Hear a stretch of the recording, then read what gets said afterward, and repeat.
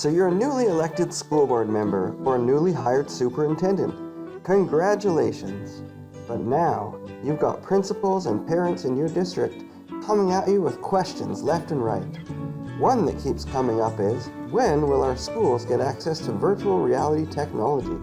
It's all the rage these days, and we want our students to have every advantage in this high-tech world. So now it's up to you to make the call. But the problem is, you have no background in the field of educational technology, and especially not virtual reality. But have no fear, I'm here to walk you through the decision. In this video, we'll answer the important questions of, what are the options for virtual reality learning in the classroom? Is it true that our students are missing out if we don't invest in a district-wide VR initiative? Does VR in the classroom really improve learning? How much does it cost? And the all-important question that matters to you is it worth it? Is it worth the cost of our investment? Before we get started, just a quick intro to me so you know who you're getting your information from. My name is Matt Wild, and I'm currently teaching in a high school classroom, as I have been for the past 10 years. I have an education degree with a specialization in physics and a huge passion for everything techie.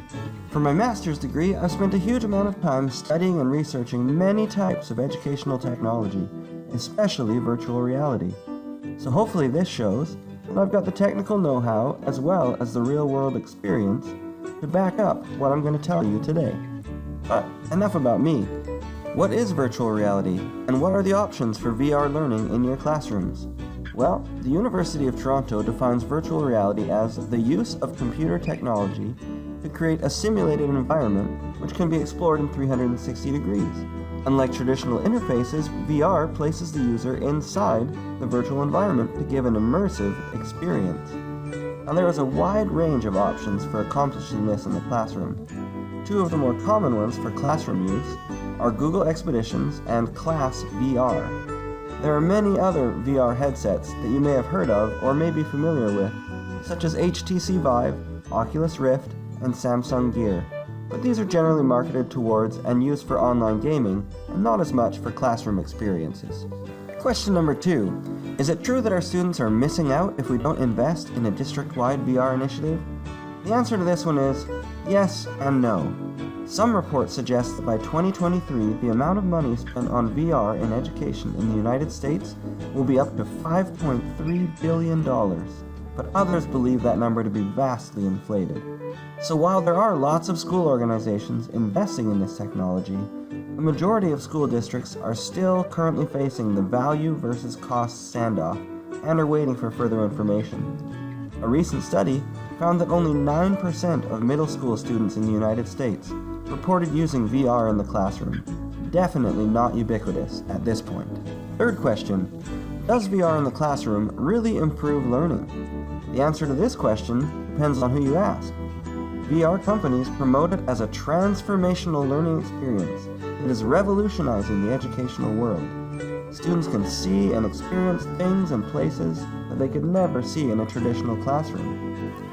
In a famous TED Talk on creating a virtual laboratory, Michael Boddicker wows his audience with a demonstration of the wonders of VR in the classroom.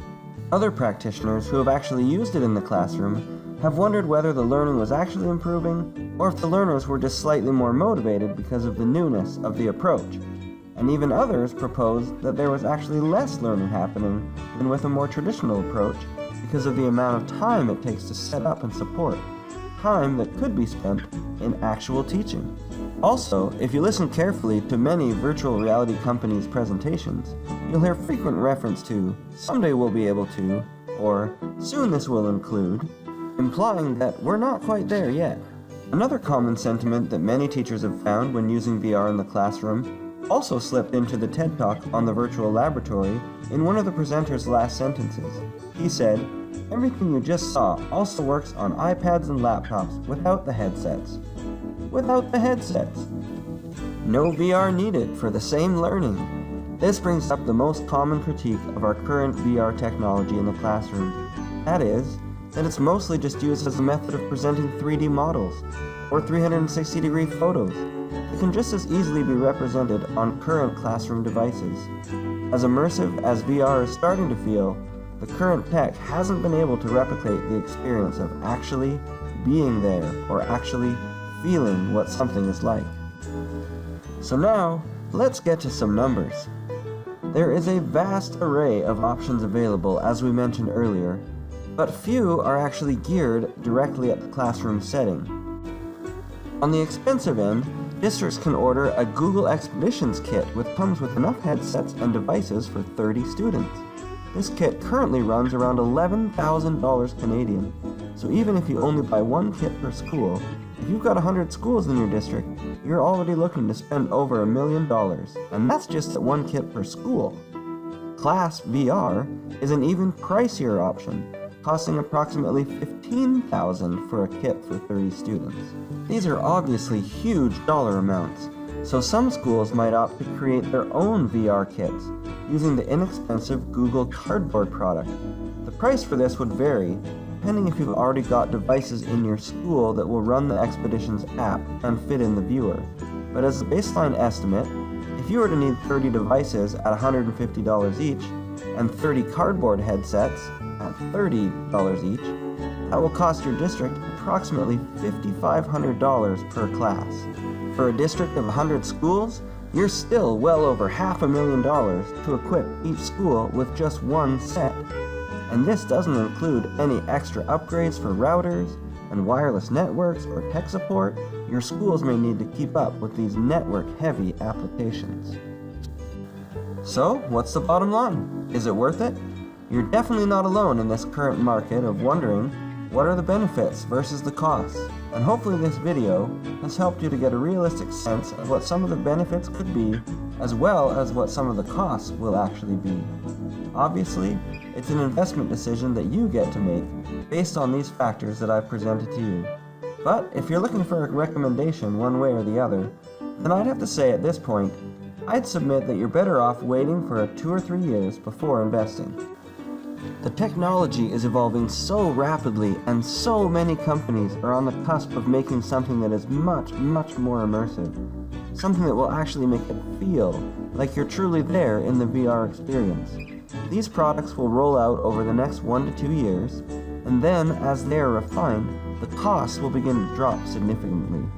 So if you're looking for bang for your buck in an educational sense, things on the near horizon will be much more useful. So you're better off saving the millions now, since pretty much everything your students can currently experience with VR can generally be experienced on their current laptops or iPads without the tech setup headache that can kill the educational experience.